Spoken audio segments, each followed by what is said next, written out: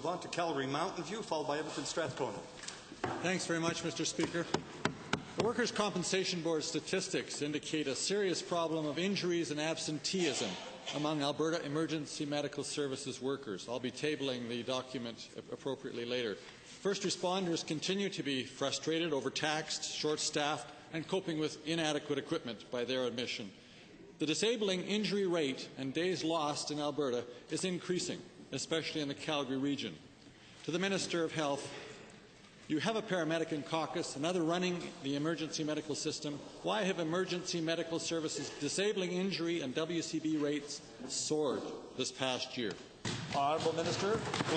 Well, Mr. Speaker, quite honestly, I haven't reviewed the report to which the honourable member refers. I'd be happy to review it and provide him with comment. But I will say, Mr. Speaker, that he is correct. We do have the benefit of a number of people in our caucus who are very close to the emergency medical services system.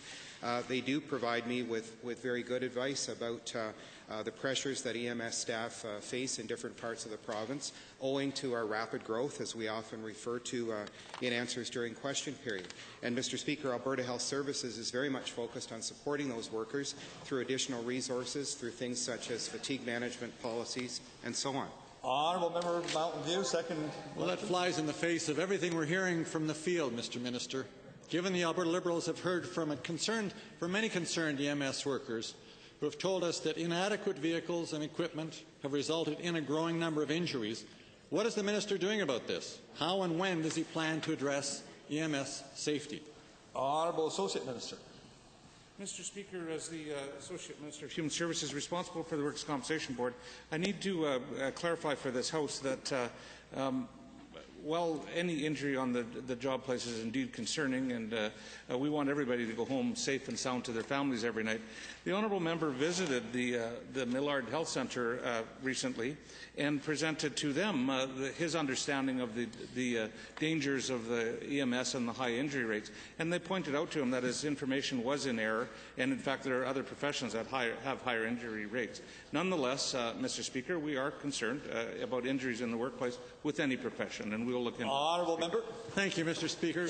Given that these statistics are especially shocking in the Calgary zone, where, for example, the number of days lost is 4 times that of any other zone for EMS workers, what is going on in Calgary, and what are you doing about it?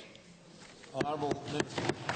Well, Mr. Speaker, as I just said, I think I've offered, the WCB has offered, to have a sit-down with this member and discuss his data in an open format. He can table whatever he wants. I'll extend that offer again, but that's not consistent with what I understand the situation to be, Mr. Speaker.